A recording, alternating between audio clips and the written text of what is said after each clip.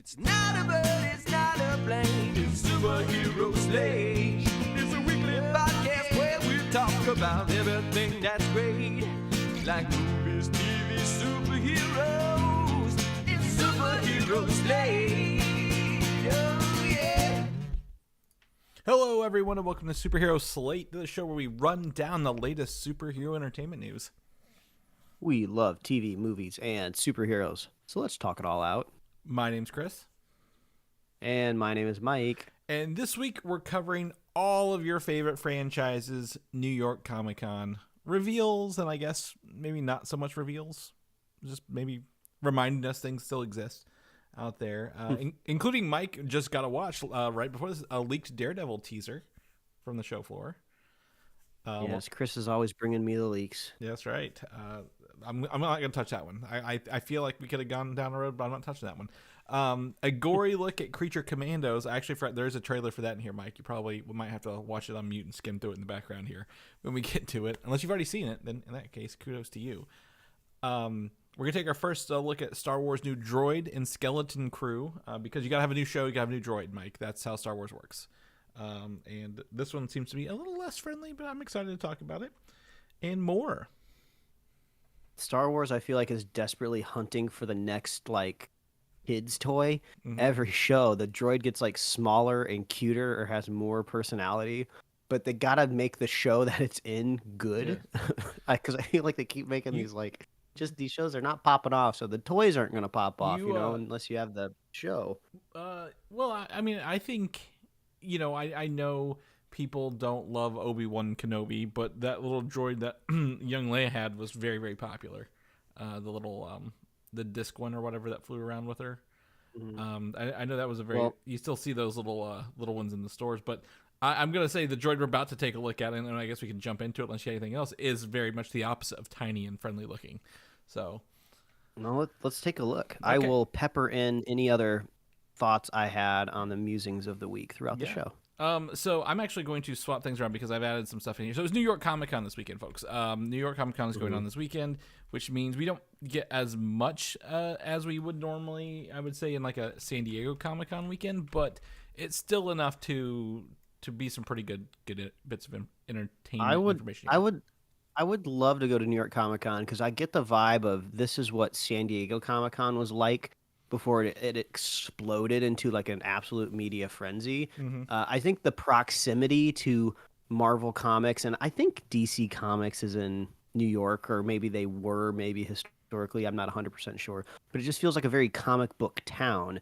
So I feel like I saw a ton of comic book news in my feeds over the weekend. So I feel like that's where they save a lot of big announcements to go there. Because they just got to go down the street. It just... Yeah, exactly. So it I don't know, it just kind of feels a little bit more nerdy and wholesome in that way. But, you still get all the cosplayers. You have all the hype. I don't know if this was just released to synergize with a Comic-Con weekend or if it was actually there. But there was two separate individual, werewolf/wolfman things that were announced this week. And I'm pretty... captivated by both of them. So it is, I will tell you, it is because Venom is coming next week before Halloween, and they want to get in front of Venom. Oh, they want those trailers out. Okay. Yeah. The first one, which is maybe a little bit more sophisticated, is The Wolfman, which is a Blumhouse movie.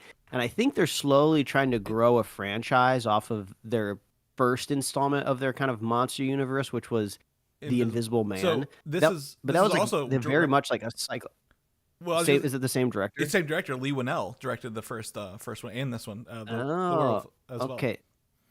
That makes more sense. Okay, I haven't seen The Invisible Man. I've heard great things about it. I think it was Elizabeth Moss and very psychological thriller-y. Kevin Bacon? So, No, that's Man.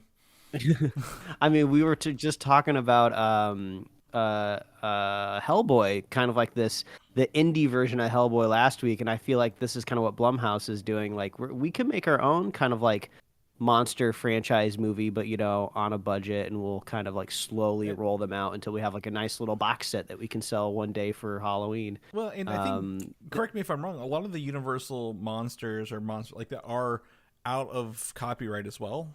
I believe, right? Yeah. So you can. I'm sure there's Yeah, I'm sure there's some sneaky ways to enforce parts of the lore. Like I wouldn't be surprised if somebody told me like, "Oh, the Bride of Frankenstein is like still under copyright, but Frankenstein isn't." Well, Just an example. I'm not. we've got the 100% Bride sure. of Frankenstein in Creature Commandos later, so we might go either Oh way. yeah, that's right. But, yeah. But the biggest flashiest trailer that I had to put on our thumbnail because I'm just so enthralled with the creature design because it's just so back to basics is the movie coming out. I think it's just called Werewolves or The Werewolves. I don't know.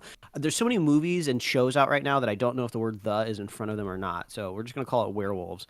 And I guess Frank Grillo is now a household name finally because his name is splashed all over this trailer, and I didn't realize he was at that level in his career. But good for him. But this is like Werewolves Meet the Purge, and it just looks like I was saying, just like it looks like a nuts and bolts movie. They're like, people know what werewolves are. Let's just make a movie about them. Let's throw in a spice of the Purge so we can get it greenlit because nothing gets greenlit out here anymore unless you can compare it to something successful. And it just good. Like I'm sure it's probably gonna be cheesy. I'm probably gonna roll my eyes a couple of times, but like it just looks like fun and creepy, and the werewolf looks cool. So I don't know if you saw the trailer or not. I sent it to you, Chris. You did. I gave you homework. No, I didn't because I don't care for Frank Grillo. He's much like my Anthony Mackie as well. I don't care for anything he's in or what he does, other than if he's around Captain America. But are you? Well, let me describe the plot of this Well, movie to you well, because hold- they have to do it in the trailer. But right, but just are you saying the Purge because Frank Grillo was in the Purge? Is that why you're bringing that up? Oh no, I didn't. I didn't realize he was. He was in the both. He was in Purge. two Purge movies. That's why I was like, oh, is he saying that because he was in there, or because it's similar Oh. to that? Maybe that's why his name like in gigantic red lettering takes up an entire frame of this trailer, like expecting people to know who he is. I mean, we know who he is because we talk about him all the time when it comes to the Avengers universe and stuff, and he's always like punching Captain America in the face, either as Crossbones or not. And he will but be in. I wasn't expecting. Well, he's in DC now, right? Rick Flag Sr. He's literally the voice of Rick Flag Sr. in Creature Commandos and in Superman movie. So, yeah, you're probably right. He's probably everywhere. Yeah, no shade. I mean, I'm great. He's got a great agent. He's making great deals. He's trying to make himself a household name. I'm here for it. I'm great. But the plot of this movie seems really, really crazy, where it opens up with text on the screen that's basically saying 1 year ago, a ton of people all around the planet all turned into werewolves, and nobody knows why. And basically, havoc happened for one night. I'm sure a bunch of people died, and everyone turned back to normal. And then it says, now it's been 1 year later, and it's gonna happen again. So it's like the Purge, but like everyone's turning into werewolves, and it seems like some people do, some people don't. They don't know why it's happening, but they know when it's going to happen during like this like super full moon or something like that. So everyone's preparing and putting barbed wire around their houses and everything. And it seems like there's maybe two competing stories going on. They keep showing shots from like, people in rural areas and like their houses and living rooms. And then they're showing shots of like a science lab where they're experimenting on people, trying to figure out why it's happening. And then the animals break out of their cages and it goes crazy. So it just looks like batshit crazy, and I want to see it. But I just wasn't expecting so much werewolf content for the show this week. But I wanted to bring it because I'm getting Halloween vibes. I'm getting very retro Halloween vibes this year. It was also full moon on Friday. Maybe that was part of it as well. Because I ended up going out of town Friday and I got up earlier than normal, and I saw the full moon in the sky, like like when the sun's still coming up and it's like slide out, but not but like I was like, man, this is crazy. But it's also interesting to me that this movie Werewolves and the Wolfman, one's December, one's January of this year. Why would they not try to put it into the October range? If I was that is trying I to don't release know. a horror film. That's a good question. You don't have to, but I know a lot of horror films have come out. Like Terrifier 3, I think was this week or last week. So maybe they're trying to outcrowd it, but that is interesting for that. But Lee Winnell, he did some interesting stuff with the Invisible Man, and I think I'd love to know what he is bringing to the Wolfman in January as well. All right. Let's get into Star Wars. We're going to come back to Star Wars because we were going to talk about it. So the New York Comic Con, and I believe it's a magazine thing. They have a Empire are showing off one of the new droids, and it's called SM33, and he's essentially inspired by the character Smee in the Peter Pan Captain Hook lore. I honestly wasn't, he's got one eye out, the other one's lit up, but he is a bulky looking kind of scary dude with this red background here, like a ship has been overgrown by like vines or something. Yeah, like is he covered in vines or are those loose wires? It's vines. At first I thought it was wires, but yeah, it looks vinish. Yeah, it looks like he's like in a ship, like I guess corridor, and it's like kind of maybe been overgrown a little bit. So I'm interested. I don't know if he's a good robot. Maybe this is where he intros and he's a bad one, or we're supposed to think he's bad and then he's good. But this is much, I've not seen this design, I guess, in Star Wars. It's similar to the K2SO, but maybe short and stockier along the way. He looks nostalgic to me. Yeah. This looks like the hottest toy of the holiday season to me, Chris. Yeah, well, Got one little light bulb glowing in his eye. Well, He's got even some. if he's not a toy, He's got some bad posture, but I love it. he looks again, a lot of older, Star Wars and Marvel, DC, everything in the past few years, was very green screeny and volumey, but this guy looks like a real like droid they have on set. And I would not be surprised, come January to find this dude on like Disney parks, like them have like a a droid walking around the parks or set up in Star Wars Land where he interacts and moves around. So I'd be interested to see him in action. And then the other part of this, they went on to kind of confirm the director list outside of the the showrunners. So we knew before that Daniel Kwan and Daniel Scheinert from Everything Everywhere All at Once were directing an episode. They went on to confirm that Bryce Dallas Howard, Lee Isaac Chung from Twisters, David Lowery, the Green Knight, and Jake Schreier from Thunderbolts are also directing episodes of the show coming out in December.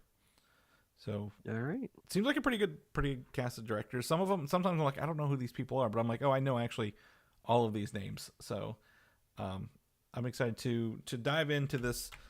I guess it's really kind of like just nothing adjacent to it, Star Wars. So we'll be keeping you guys posted as we get through that in December. But you can check out again for all these links and stuff, images, we have them in our show notes as well. You can go take a look at that. Moving on into the Marvel realm, announced pretty early on this week is a Disney Junior show called Iron Man and His Awesome Friends, which features Iron Man, Ironheart, and Iron Hulk. Iron Hulk is Amadeus Cho, not our regular Hulk. And it is essentially in the style, and I don't know if it's a spin-off, it's got a different voice of Iron Man, of Spidey and His Amazing Friends. So I know, Mike, your child is too young to see this yet, but I imagine this might be in your household in a couple of years. Yes, I suppose there is a chance. It's what happens first. Will my kid be watching, Disney kind of XD style shows before this one gets canceled?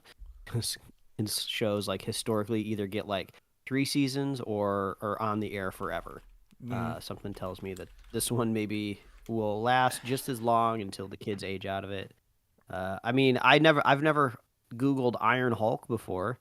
Yeah. And I just did, and there's some crazy like Red Hulk and Iron Man armor, which looks pretty cool.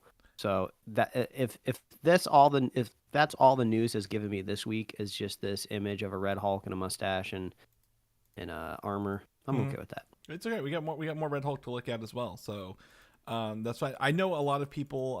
Spidey and His Amazing Friends has 2 seasons. His third one is coming out this year. And I know we have friends who listen to the show, have kids who just love this. The theme song by Patrick Stump of Fall Out Boy, the kids really get into it. So I've heard really, really good things from the age group. This isn't for us. We're not sitting down to watch these shows. That's fine. I know that. But it is interesting that, Spidey and His Amazing Friends, Spider-Man's kind of universal, right? We talk about Batman, Spider-Man, kids of young ages know those characters when they see them.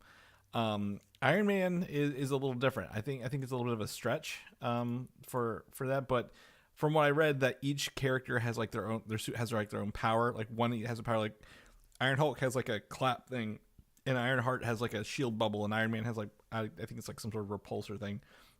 So they're really leaning in this. I can imagine like like maybe mobile games or like kid friendly games kind of coming out with these characters as well. But it makes me think we had rumors that Amadeus Cho was going to be in an upcoming movie, and the fact that he's coming into this, maybe that news got conflated here a little bit is what I was kind of thinking out of that.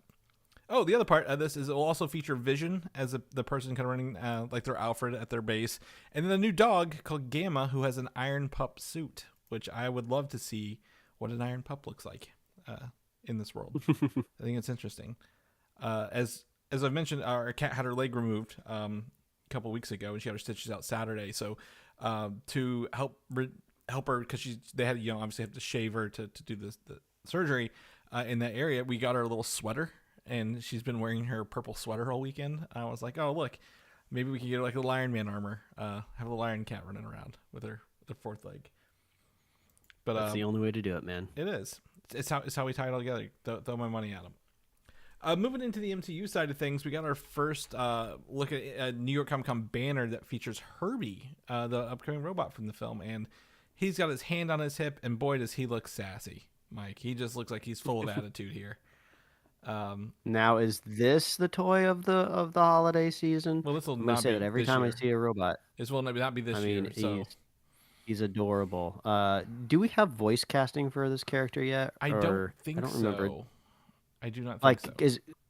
I just default every robot to like Alan Tudyk now because Right. it seems like that's his bread and butter. But I would hope maybe they would do something a little different. It's Paul Walterhauser was cast, and we don't know what he's gonna play. Yeah, Oh. I think he just did that voice casting for Inside Out 2, like the 3 lines he had in the show. Yeah, I love that guy. The other person is John Malkovich that we don't know what the role is. So could be either though. And then also next to him, we have another link on this big Marvel banner shows the Human Torch in his like fully flamed on mode. It's not like more concept art. It's not like a full photo, but it is fun to see these old suits. We've seen the concept. We'll talk about another one here, but the vertical lines through the suit, right? That they used to have in the comic books. Yeah, the classic kind of like, I don't really know what the artistic intent was, but I always kind of saw those black lines as almost kind of like char, kind of like grill marks in a way of just like, oh, he's really hot. There's parts of him that are black. I think it's kind of like, to me, it looks like heat rising, right? Like whenever something I don't know what I'm trying to think of here. A chimney gets hot, and you see like the black inside of it as well next to the red, like you mentioned. Yeah. So, it's cool though. He looks great. Yeah, I'm excited to see that kind of, like I said, all this in action.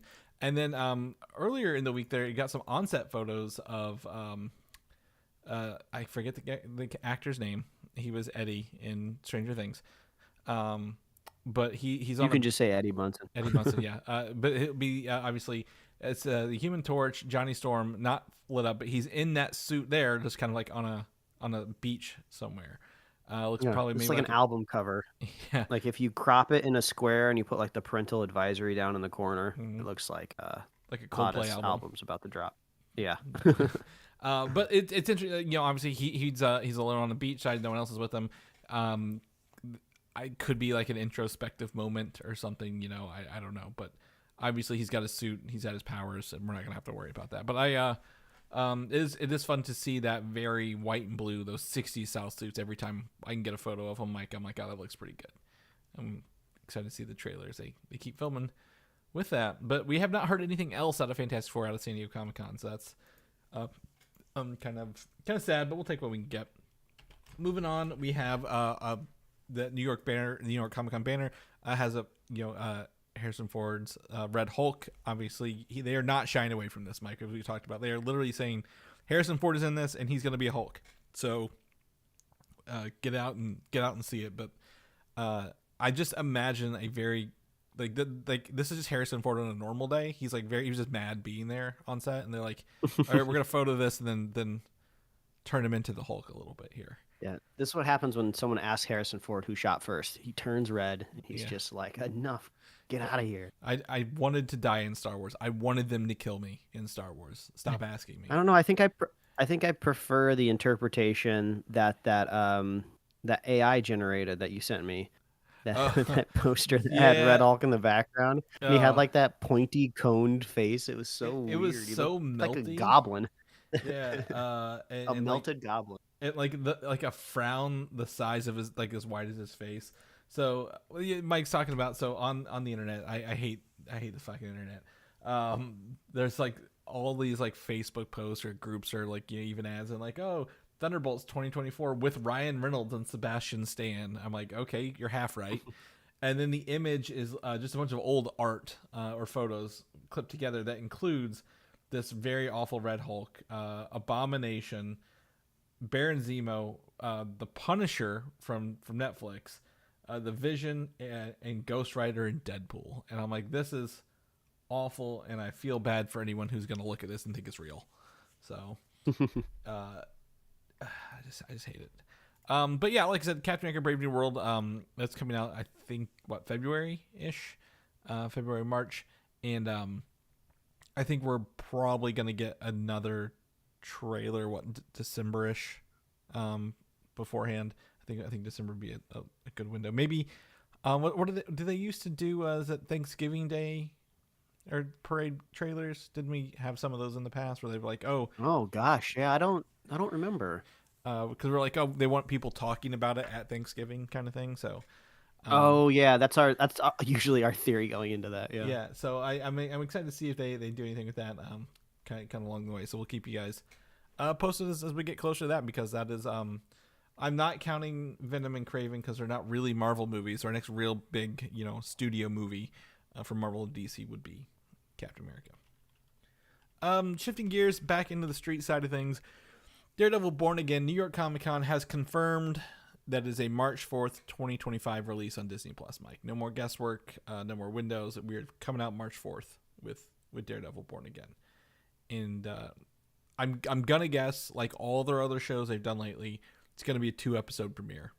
I mean, I could probably bet that right now. It's gonna be 2 episodes day one. For the show. Sometimes the 2 episodes help. This will be the moment in which I pepper in one other thing I've been watching, and I told you to watch, Chris. New show on HBO called The Franchise, which is about a fictional superhero comic book movie franchise, but it's following the people on set trying to get one of the movies produced before it gets like canceled by this kind of studio's version of Kevin Feige. It's really funny. They really lean into the whole drama that we kind of talk about all the time on this show of like when things get canceled and moved around and reshoots and everything. It's really, really funny. It's a really cynical take on Hollywood, but it's kind of supposed to be. I think it's from a similar creative team that did Veep, so they're kind of familiar with what HBO likes in a way. So that's just been on my mind, the production of all this stuff, and also they should have aired 2 episodes of that one, because that doesn't really start picking up until episode 2 of the franchise. So this is my plea to everybody to tell you 2 episodes are available now. We're recording on a Sunday, so the 3rd one's going to drop tonight. Go watch The Franchise. It's great. Yeah, you're the second person to tell me that, and I also though I've seen the trailer from it, it's actually Daniel Bruhl, who played Baron Zemo, is in it, right, as one of the characters. And yeah, he is he's the director of the movie that they're trying to make. Yeah, and it's also got Richard E. Grant from he played the old Loki, and Aya Cash, who played Stormfront in The Boys. So like they are people who are right. familiar with franchises, right, in superhero movies. So that's pretty funny to be that meta. Back to Daredevil Born Again. Official synopsis was dropped. It says in Marvel Television's Daredevil Born Again, Matt Murdock, a blind lawyer with heightened abilities, is fighting for justice through his bustling law firm, while former mob boss Wilson Fisk pursues his own political endeavors in New York. When their past identities begin to emerge, both men find themselves on an inevitable collision course. So sounds like it'll be, hey, we're doing our own thing, we're not bothering each other, and then boom, they're running into each other. We already mentioned at the top of the show that we have a leaked trailer here that I had a chance to watch thanks to you, Chris, and it looks hype. Nothing is surprising, unfortunately, because when you're out like in the mean streets of New York, filming a TV show, there's eyes everywhere. So we kind of already knew what everything was going to look like and be in this TV show. But it's nice to see it kind of all edited together in one kind of exciting package. So I haven't jumped back into the world of Daredevil in a really, really long time. I mean, once the kind of writing was on the wall for the Netflix show, it's kind of like, oh, why should I commit time and watch anymore? But this is good. It looks like if you committed to watching that third season, back in the day, you're going to be seeing some familiar faces. Yes, I need to watch the third season. That is my homework before March. Now that I have a date, I'm like, okay, I can come through those 13 episodes. But it was nice to see, in this trailer, we get to see a little brief thing of the Punisher. We get to see, Daredevil's multiple helmets again. One of the things there was this different trailer, which, like you said, it doesn't feel. It's fun to see new stuff, but it's not like that new. But it was a bunch of White Tiger references. The character White Tiger. You get to see his suit. You get to see his mask. He's a character. I believe that it's like a vigilante. I think he's killed or accidentally kill somebody doing vigilante stuff. That causes like the whole vigilante justice thing to come back up because Matt's talking to him in jail. Let's see, he's probably not dead if he's talking to him in jail.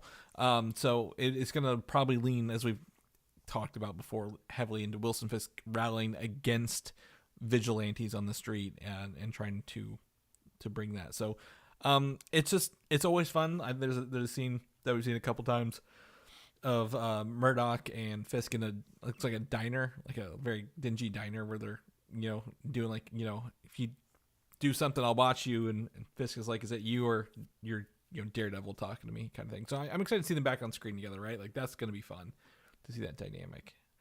The other thing on New York Comic Con, obviously they do a lot of they do the suits, right? The costumes for people.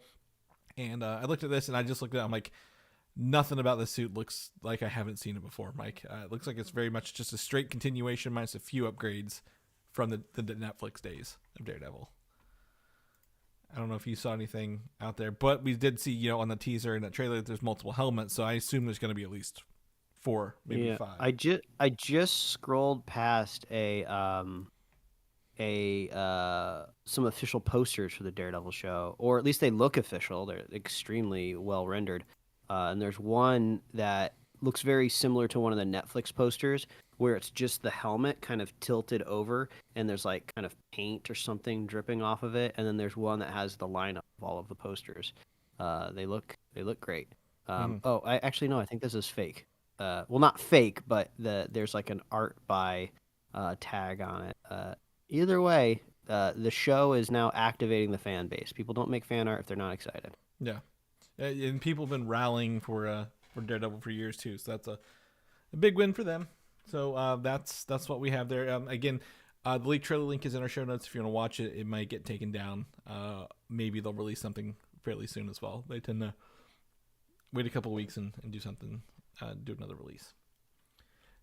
Deadpool and Wolverine. The rumors are there are early talks for a sequel at Marvel Studios. I think this is like a rumor everyone's going to make because this movie just made so much money and it was critically loved, financially loved. Yeah, obviously they're going to talk about, do we want to do a sequel or not kind of thing. There's no guarantee a movie does that. Again, look at Joker versus Joker 2, $1 billion movie versus a movie that's floundering at the box office right now, right? So doesn't mean you're going to capture lightning in a bottle twice, but it doesn't hurt to talk about, hey, do you want to be rich forever? Let's make some other movies. It's kind of curious. You go, what does a final or even a next Deadpool installment look like, right? I would think, how many movies can you make with Deadpool? You could probably make a couple more, right? But it seems like there's some artistic integrity with Ryan Reynolds and that team over there in a way of, we don't want to overstay their welcome. They've already hit the trilogy mark, so this could theoretically be a good place to stop. They're lucky that they have this meta character that technically could just make fun of the fact that they're sticking around too long. Yeah. I don't know. It makes me jump to what is the last Deadpool movie looking like? And I would think that there would be fourth wall breaking, things where he's saying like, hey, I'm looking for a replacement. I want to go do other things. I don't want to just be working at Disney anymore. And then it's Deadpool actively looking for like a successor or something like that. Maybe it could be like a Gwenpool or I don't know. But I mean, is Wolverine in it? Is Wolverine in the next one? Is that just I wouldn't know. I mean, I think these characters. So what I like about the Deadpool movies is they're all really good movies. What I don't like is they're very loosely connected to each other, right? Like one stands alone pretty good. Two is like, my girlfriend died and I need to go. I want to kill myself now, and I've given up, and I've got to train this kid. And the third one's like not even related to any of that, right? Like those characters are just ancillary. So the fourth one's like, do you take this kind of happy ending for these characters and try to make something else? Because like Wolverine and X-23 are there. Is it an X-Force movie? Like, do you bring the Gambit and the Blade into the next Deadpool and Wolverine and make it an X-Force style film? But like, what are they? You bring up a good point. What are they doing? What's the end goal here? Why are they back? Because they kind of end on a good note. If they never come back again, I'm happy with it. But obviously, we will have them in probably Secret Wars. But I wouldn't even know where to start, man. Like that's just, I wouldn't know what to do with them, to be honest. So, but what they do know to do is add them back to theaters, despite the fact you can buy Deadpool and Wolverine digitally for like what, $20-$25. They put it back in 500 more theaters this weekend. So it's making even more money for them. People went and saw it. So yeah, I wonder like what's the motivation behind that? Obviously it's money. That's what it always is. But are they seeing like analytics on like PVOD that people are really wanting to watch this? So like, let's put it back in theaters, or they are they trying to hit like a milestone at the box office so they can kind of put another trophy on the mantle? I didn't see that part, because usually like, they're trying to push for this. I didn't see that part, but we'll talk about it later. But Joker lost 1,200 theater screenings this week, so the theaters are probably like, no one's watching this. What do we have that will sell tickets? So I don't know. If that's actually I like that reasoning. That's like the most like economical driven argument I think I've heard for re-releasing a movie of like, there's a hole in the marketplace. There's no one's going to the theaters right now. Let's just throw our movie back in there. I like that idea. Yeah. And even though maybe it's not studios, maybe it's the what is it? It's kind of like a union, but it's for like the theater owners kind of thing. Mm-hmm. Maybe they were like, hey, what do we have? Like, who will give us something we can throw back in here? Deadpool, Wolverine, we want that. We want it. Can we get it? Kind of thing too. Maybe it's like an ask from down the pipeline rather than up the pipeline for that. Yeah, maybe. So, but yeah, Deadpool and Wolverine, we'll probably still be talking about this movie for several years, at least through the Oscar season. That's for sure.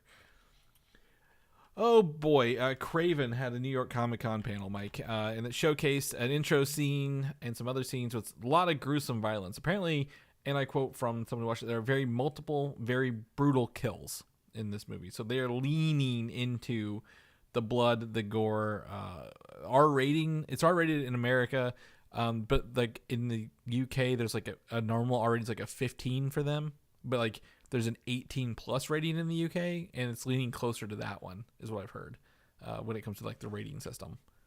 So, if anything, they got to do something to set this movie apart. If anything, hyper violence is the one. Yeah, I was gonna say, if anything, I'm gonna watch it for how creative is he gonna get with his kills. Right, we've seen the trailer. There's like the bear traps and some other stuff. So if that's what they're leaning into with Kraven, I'd love to see that. I think Venom, despite it, it's leaned into that PG-13 pretty heavy without going the R. And after, again, Deadpool and Wolverine in our movie was able to do that. It's not very gruesome R. Deadpool and Wolverine's probably more language. But I'm going to watch it just to see the quote-unquote brutal kills, and see how that works. But if we hear anything else, again, this movie's coming out in December. We'll let you guys know. I think they had like a 2-month countdown teaser somewhere, like a little ad. I'm like, I'm not watching you. You're not worth my time. So we'll keep you guys posted. Back in the Sony stable, I was going to say it because it's Silver Sable and it rhymes. The rumor is the project for Silver Sable is back at Sony, and they're on it again. And they don't know if it's a big screen or small screen thing. And this is one Chris, of those. What do we do here? How do we Yeah. Well, how do me and you, convince Sony to knock this off? I would think it's we don't go see Kraven. That's a start. We Yeah. don't give them money, but they need to knock this off. Yeah. So yeah, they're gonna. So Silver, if people remember, we several years ago, I think it was 2019, 2020, we talked about Sony was gonna do a Silver and Black movie, which was focused on Silver Sable and Black Cat, and then like 2 weeks before the movie started filming, they like canceled it. They're like, we're not filming. Because the original director, was like, Sony wanted to split the characters up. They want to do a Silver Sable project and a Black Cat project, and they were like, okay. And then they were like, okay, we don't want to do movies. We want to actually do them on a limited series for each character on a streaming service back then. And what I've heard is, and I think we've talked about that, Black Cat will be in the upcoming Spider-Man 5 or 4 movie. So but they don't have to do a Black Cat thing, but they're still like, oh, we saw the Silver Sable. It's probably a script from 2017 too, Mike. That they're like, we need to do something with the script, and they're leaning into that. So this is not, no one's asking for this, but I could see Amazon picking it up to run it alongside their, like, what is it, Spider-Man Noir show. Oh, I mean, there is an advantage that I didn't think about until you started talking about it. If they convert these from being a movie to a short run limited series, they kind of get paid up front in a way where they can just have the streaming service just pay them outright for it. Where if they take it to the theaters, they are rolling the dice on the box office, and they've already done that a couple times, and it hasn't worked out well. So, yeah, I like your way, Chris, of just dropping it on a streaming service, because then I can just pretend it doesn't exist like everything else. There'll be a small fan base who watches it, and that'd be about it, right? And then within a week, everyone forgets about it, or they take it off the streaming service because they don't want to pay royalties. So, I think if Sony needs to do stuff, do it like you said, do it on streaming. Don't bog us down in the theaters with a project. And nobody knows who Silver Sable is. The only reason I know Silver Sable, the most of my experience with her has been through the Spider-Man video game, Mike, for PlayStation. Yeah. Mm-hmm. So other than that, I couldn't tell you who the hell she was or what she was doing. So we don't need it. As I mentioned earlier, I threatened you with some Joker 2 news, and here we are back at it. So, in good news for people who are curious about this movie but do not want to pay to watch it in theaters, the digital release for Joker 2 is October 29th, which is I think 3 weeks in theater is all this had. It might still maintain in theaters, but as I mentioned earlier, it lost over 1,200 theater screens this week as well. So they are pulling this from the theater. They are, I wouldn't say attempting to hemorrhage it, but they're just, they are ripping the Band-Aid right off, Mike, within a month, and saying, nope, we'll put it on digital for buy, then maybe we'll put it on Max later. We don't know. So if it even gets to Max, I feel like this is let's just sell this to Netflix like we did with some of the other like DC stuff. Yeah. I wouldn't be surprised if I see this as a ad on my Roku screensaver with like the Tubi logo down in the corner, or like the Pluto TV. Like this is going to one of those fast streamers quickly. Oh yeah, it's going to fast. Yeah, you're absolutely right. I was trying to think, it's just gonna be like, remember when they canned Batgirl, the movie, and they put this out instead, Mike? I could see them like trying to like hide this ever exists. Like they'll put it on digital release, probably due to contracts, but maybe they won't even put it on streaming because they don't want to pay residuals, just in case. They're probably there's someone executive is probably really pissed as it's there, and that's what we're gonna hear. So buckle up, the Joker drama is not over yet. The DCU, James Gunn, I think he might be at New York Comic Con, but he was on Threads because that is the social media app made for James Gunn because he's always on there. Is that the initial projects for the Gods and Monsters DCU lineup are definitely not promised, is kind of what he's saying. And he replied, and I quote, James Gunn said, I said everything we originally announced was still in development, not that it's coming.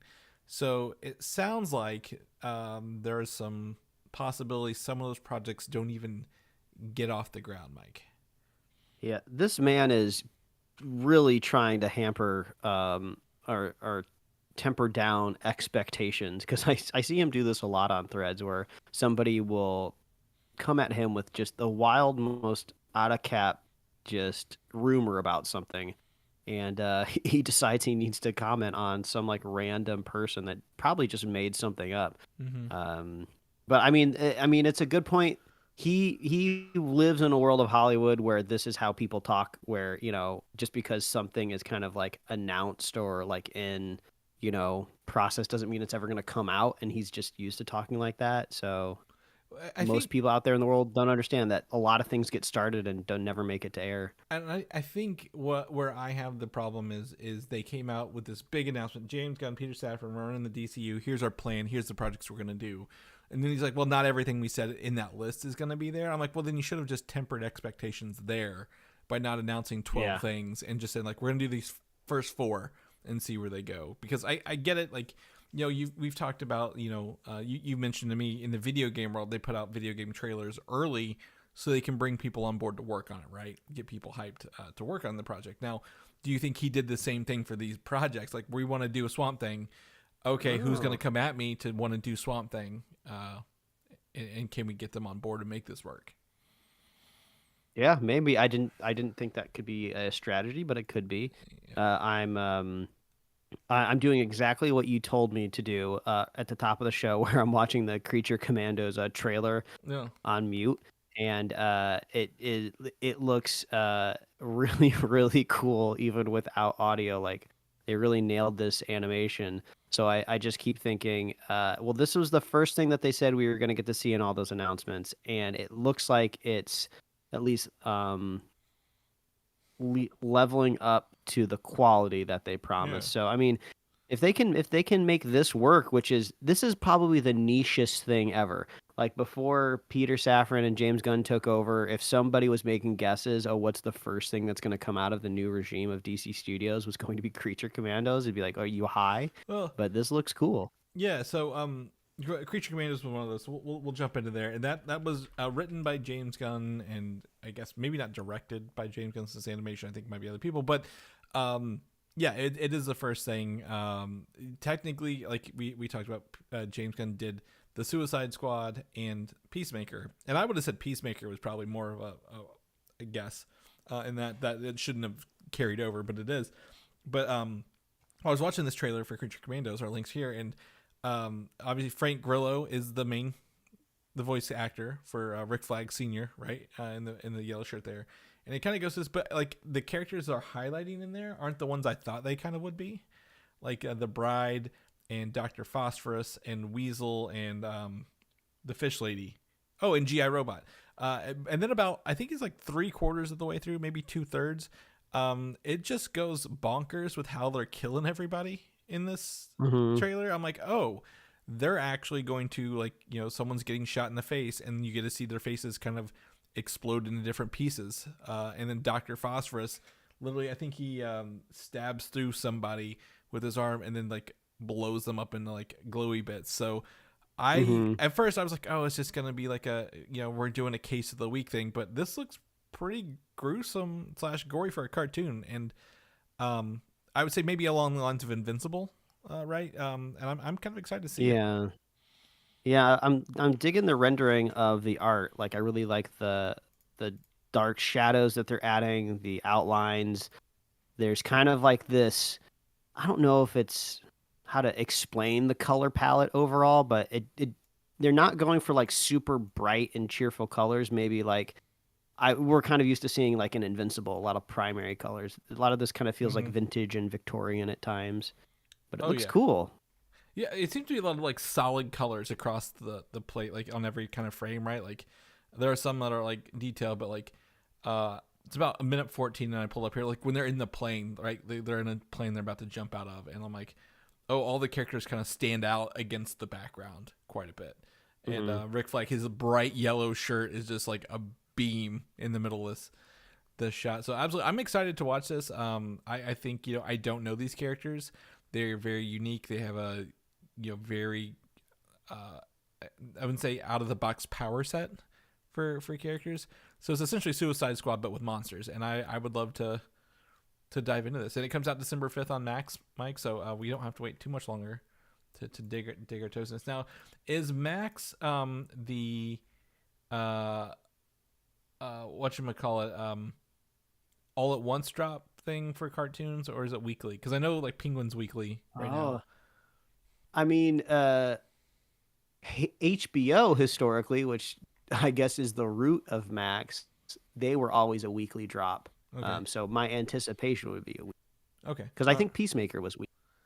Yeah, it felt like I just didn't know how they do with cartoons. Like knowing it's an animated show, they may not do it weekly, but yeah, we'll see. So December 5th, Creature Commandos. Check out that trailer in our show notes. Staying in the vein of James Gunn, Superman. He was said this weekend that the trailer is not too soon, but not too far away. And I started thinking like, what's up the rest of this year? And CCXP in Brazil that we always forget about is December. So I'm gonna guess our first Superman trailer is CCXP, Mike, down in Brazil. Yeah, because I would think the next logical media announcement time would be Super Bowl, which is February, if I remember correctly. And February to me seems too far.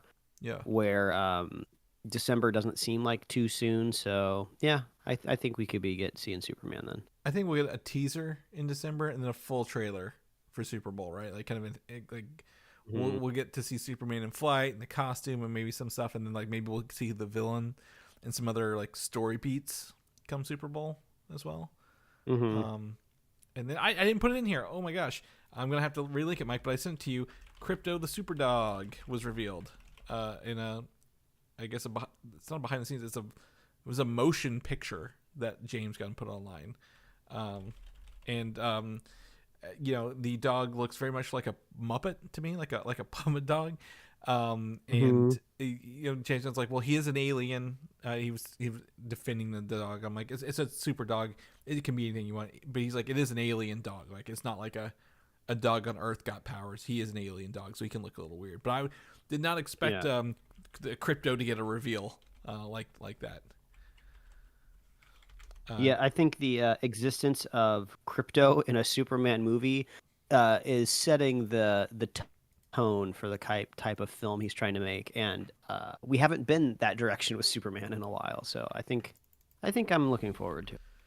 Yeah, and I think the other thing he said was things that are referenced in the DCU movies, canonize them. So like going forward, like if they mention something or reference an event, that's what makes it canonical rather than just like kind of guessworking as well. So they can backfill a lot of events or reference them about that as well. So we'll see. But I just linked it. Krypto, the super dog. We get to see him from behind with Superman sitting on the moon, looking down on Earth. It's an interesting photo, but it's fun. It's a fun little thing to do. You're not gonna get that out of Marvel. I'll say that right now. Marvel's not gonna give you something like this. Moving into Supergirl, Woman of Tomorrow, James Gunn said that starts filming in January, and that he saw some screen test footage with the actress Millie Alcock for that, and that he did confirm that the Woman of Tomorrow movie will be based on the comic series by Tom King that is the same name. So cool. I'd love to see some of this. I guess maybe see her official outfit as Supergirl maybe beforehand. Any thoughts? Yeah, it's so weird just talking Supergirl news in general before we have the Superman movie here and in front of us. But I guess that's just how it has to work with this universe, right? Things are staggered in development, so yeah, it's just weird. You'd think Supergirl would be something you work up to, but I don't know. I'm liking the vibes so far of what kind of Gunn is putting together, because it's all very unexpected, right? He doesn't necessarily do the first thing that would pop into my head, which I don't want. Like if I was programming this whole universe, I'd be like, okay, let's make a Superman movie, then a Batman movie, then a Green Lantern movie, and then just kind of go that whole Avengers formula route. But I'm liking this. Mm-hmm. I do think the focus on Superman, then Supergirl and Lanterns at the same time is a very interesting approach, right? 3 very much cosmic abilities or like powered people, right? Now, mind you, they all Earth is their home base, but there's like a big space out there. So he's leaning into, I think, his experience with maybe Guardians a little bit with these first three as they kind of pick them. I do wish we had something a little more grounded in DC. It doesn't have to be Batman. I agree with you. It doesn't need to be Superman, Batman, but like there's the Swamp Thing. The Swamp Thing movie definitely didn't expect that. I would love to see something like that in here because I feel like we're just in a cycle of, we've got a Batman movie coming up from what's his name? Robert Pattinson's Batman. Matt Reeves. Yeah, Matt Reeves' Batman. We have James Gunn's Batman. We had Superman. Zack Snyder spent 4 movies, 3 or 4 movies making Superman movies, right? Like, I want something new. Like give us, Marvel may not be the best at some of their ancillary characters, but like, they had Thor, they had Iron Man, they had Captain America, very different characters, right? And they were C characters, B, C characters at the time when they came out. So I would love to see them bring some of their B and C characters to the forefront, kind of in this first phase even. We don't need to see all the heavy hitters. Again, I was talking to someone about The Flash the other day and how Batman was in. They did not know that Michael Keaton's Batman was in The Flash. I was like, well, that was like the only thing worth watching in that movie was Michael Keaton's Batman. So, obviously marketing didn't do them justice. So maybe we can get the Wonder Twins, right? Remember the wow, Friends? yeah. Something like that would be interesting. Something really off the wall. So, but anyway, Supergirl warming up tomorrow. If you're not unfamiliar, you can check out the comic series by Tom King and kind of get a vibe for what they're going there. Lastly, Mike, this was sent over to me by listener of the show, friend show Patrick. I thought you'd get interesting. So there's a leak for Invincible season 3 is coming February 26th, Mike, and there is no mid-season break. They're going to do all of season 3 at once. Invincible is the best show to forget about, and then it drops, and then you still forget to watch it, and then one day you watch it, and you're just like, oh yeah, forgot how amazing this show is.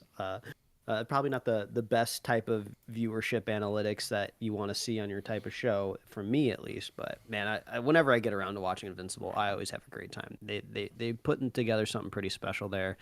I'm curious if they're leading towards like a finale. Did the book complete? Yes. So I don't know if they're leading up to that, but I don't know. I feel like now in the day and age of entertainment, I'm just happy when anything gets 3 seasons or more, or especially if anything completes. If anybody finishes an entire story in series form is a monumental achievement nowadays. Everything just gets canceled after 1 season now, so why would I even attempt to watch it? So good for it. Yeah, I mean, Invincible's been fairly well received. I've not watched anything, I think, beyond the first couple episodes, but nothing against it. Just it's long content to watch. Nothing against it. I think it's got the benefit of having a completed run to follow, right? Like, they don't have to make things up on the go, and if they make changes to the material, I think Robert Kirkman's pretty heavily involved, right, as well, the creator in those changes. So it's going to be it's great, and I think it has suffered a little bit from what was it, the delays between like season 1 and 2. They were like, we didn't think it would take this long, kind of thing. So I'm glad it's getting 3, and then hopefully they do 4, maybe 5, and call it done. You think 5 seasons probably pretty good to get it. I don't know where 3 is going to end in terms of the story, so I'd be interested to see some comparisons there. It's unlike I didn't put it in here, but I'm just remembering you heard Rick and Morty got like 2 more seasons like renewed. It's like, oh wow. They had through 10, and then they Adult Swim, they announced the trailer for season 8 because I think it's coming in December, and they're like, oh, we're gonna go all the way through 12 now. So despite the fact Justin Roiland was essentially canceled himself from Hollywood, his show, Dan Harmon's show, I guess now is continuing for 4 more seasons after this one wraps up, or I guess 9, 10, 11, 4 more seasons. So I'm, hopefully Invincible gets to see, like you said, see its way through, right? It's not going to cancel halfway without telling the whole story. Do you think, and I asked this, I know they're working on an Invincible movie as well, not necessarily in this world. Do you think Amazon would benefit from wrapping up the series with a movie or a longer form episode, or do you think just continue as like a TV show through the end? Well, I don't know. That's a whole nother like streaming issue, right? Sometimes you get a chance to make it to your very last season, but they like slash your budget because this is their gift to you instead of canceling you. But I think they want to keep Point Grey and Seth Rogen and his kind of creative production company happy because they make a lot of good content. Yeah. So, I mean, I could see them maybe getting beefing up their budget a little bit, and then maybe the last episode could be like 90 minutes or something like that. Yeah, I always feel a lot of these shows, when we know it's ending, the last episode just feels like it just doesn't land because it's so short and has to wrap up everything, right? And I'm not saying that's going to happen here, but like I would love a longer form thing. Like, okay, the last episode's the longest because we want to make sure it ends on a good note, and you don't have that sour like, oh, it just feels like they just got it done and left kind of thing. So maybe they get some benefits there. Mike, that is the episode this week. Like Comic-Con straight out the gate. New York Comic-Con. We'll probably have some lingers next week as we come back, and anything that didn't get announced, we'll do that. Venom is this week as well. For those going to see Venom, going on Thursday night to see it, so I can get it done with, it over with, and have the weekend to myself. So we'll be talking a little bit about it next weekend. I have seen. And I've told you this.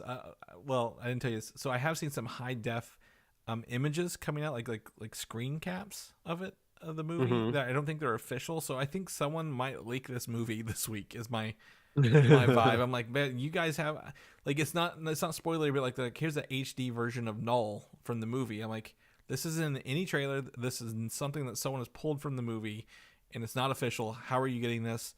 Why is this not available to watch on Twitter yet? Kind of thing when they used to piece them out. So interesting. Okay. Yeah. So I'm gonna keep my eyes open for that. But people want to know what you're up to, what you're doing, where they can find you at. Yeah, they can read my webcomics at liferewardsrisk.com and pickledcomics.com. Chris, if people want to catch up with you, where can they find you? Yeah, find me on Instagram, Valdan87, VALDAN, or come back to here every week. I've got one bonus episode this week, Mike. For our Gen Con coverage of the Avatar, The Last Airbender board game that we got a review copy for. So Patrick was able to play it, learn the rules, and give us some feedback. So that episode's going to come up this week. Spoiler alert, he enjoyed it. So if you like Avatar, The Last Airbender, it's going to be great. What is the sequel to Avatar, The Last Airbender? What show is that? Legend of Korra. Legend of Korra. I was like, it's not Korra the Last Airbender. So I knew it was Korra. Okay, because we were talking about, I'm like, oh, could there be more like characters introduced in this game? I was like, because like Korra, and he was like, I don't know, I never watched it. I'm like, that'd be interesting that you could play with these characters at the same time. But anyway, people want to know more about the show, what we do, where we can give them these show notes and get all these links, where we can get all them good stuff. Yeah, if you want to see the high def leaked version of Superhero Slate, we give it to you for free. It's called superheroslate.com. That's the best place to find all the avenues we host a show and to get our awesome show notes. So if you want to see all the stuff we talked about this week, a lot of blue links in the notes this week. So head on over to superheroslate.com to check those out. Find us on Apple Podcasts, YouTube, Spotify, wherever else you love to listen to fine podcasts like this.